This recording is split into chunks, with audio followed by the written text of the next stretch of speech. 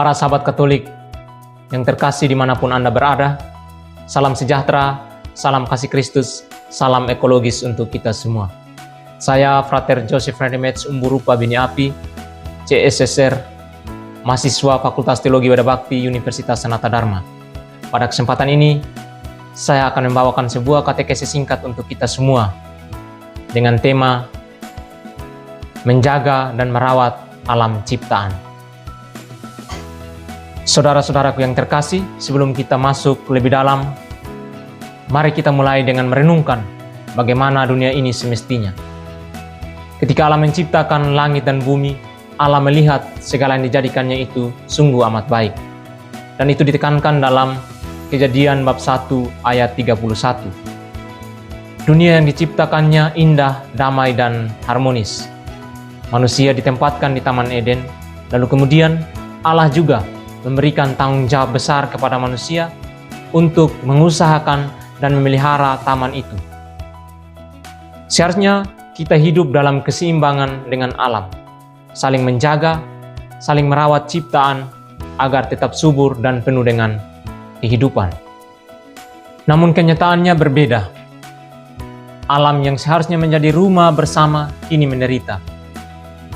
Banjir, kekeringan, kebakaran hutan, polusi udara, dan pencemaran sungai terjadi di mana-mana.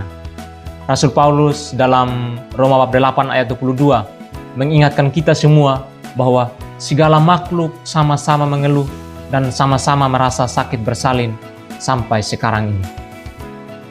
Paus Fransiskus juga dalam Laudato Si nomor 21 mengatakan bahwa bumi rumah kita bersama semakin tampak seperti sebuah tumpukan kotoran.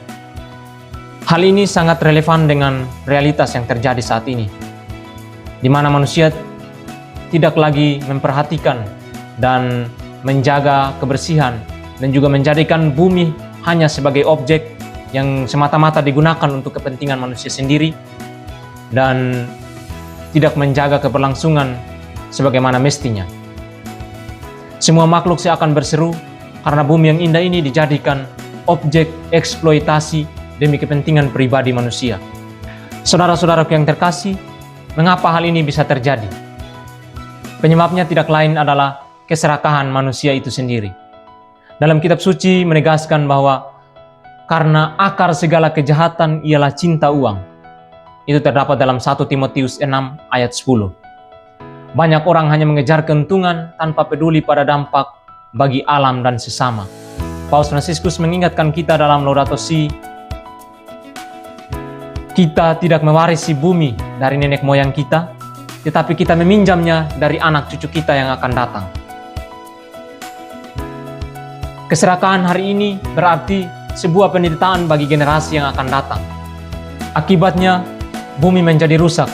Manusia tidak lagi memperhatikan dan merawat kelangsungan bumi. Manusia hanya mementingkan dirinya sendiri dengan sifat konsumtifnya yang menjadikan alam sebagai objek untuk mendapatkan kepuasan dan juga kepentingan pribadinya. Dalam Yeremia 12 ayat 11 menekankan bahwa tanah menjadi tandus oleh sebab mereka yang mendiaminya. Hal ini sebuah teguran keras bagi kita semua yang menjadikan bumi hanya sebagai objek dan melakukan eksploitasi secara besar-besaran dan mengakibatkan kerusakan pada bumi. Udara tercemar, ekosistem rusak, bencana alam semakin sering terjadi, kesehatan manusia terganggu, dan generasi mendatang kehilangan warisan alam yang indah. Dalam kitab Wahyu menegaskan bahwa engkau membinasakan barang siapa yang membinasakan bumi. Paus Fransiskus juga menambahkan dalam Laudato Si nomor 92, segala sesuatu saling berhubungan dan kita semua manusia bersatu sebagai saudara dan saudari dalam perjalanan yang indah menuju rumah bersama. Hal ini merupakan sebuah penggambaran hubungan kita dengan alam dan hubungan sebaliknya antara alam dan kita. Pesan Paus Fransiskus dalam Laudato Si nomor 92 ini mau mengingatkan kita bahwa semestinya manusia dan ciptaan lain mestinya saling menjaga, saling memelihara, dan juga tidak saling merugikan, melainkan saling menguntungkan. Saudara-saudariku yang terkasih, sebagai umat beriman, kita diajak untuk melihat apa tanggapan teologis. Firman Tuhan menegaskan dalam Mazmur 24 ayat 1, bumi dan segala isinya adalah milik Tuhan. Di sini tekankan bahwa segala yang ada di muka bumi dan bumi itu sendiri adalah milik Tuhan. Merusak bumi berarti melawan kehendaknya. Menjaga bumi adalah bagian dari iman dan kasih kita kepada Allah dan sesama kita. Paus Fransiskus menegaskan, pertobatan ekologis menuntut kita untuk mengakui kesalahan kita terhadap ciptaan dan mengubah hati kita. Dengan merawat ciptaan, kita menunjukkan kasih kepada saudara-saudari kita yang hidup bersama kita di dunia ini. Lalu apa yang dapat kita lakukan? Dalam kitab suci ditegaskan bahwa janganlah kamu serupa dengan dunia ini, tetapi berubahlah oleh pembaharuan budimu. Mari kita ubah pola pikir konsumtif menjadi pola hidup yang sederhana. Mulailah dari hal yang kecil, yakni hemat listrik, hemat air, kurangi sampah plastik, tanam pohon, dan menjaga kebersihan lingkungan sekitar kita. Sebagai gereja, kita dapat membentuk tim pastoral lingkungan, mengadakan doa dan katekese tentang ciptaan, serta melakukan aksi nyata bersama.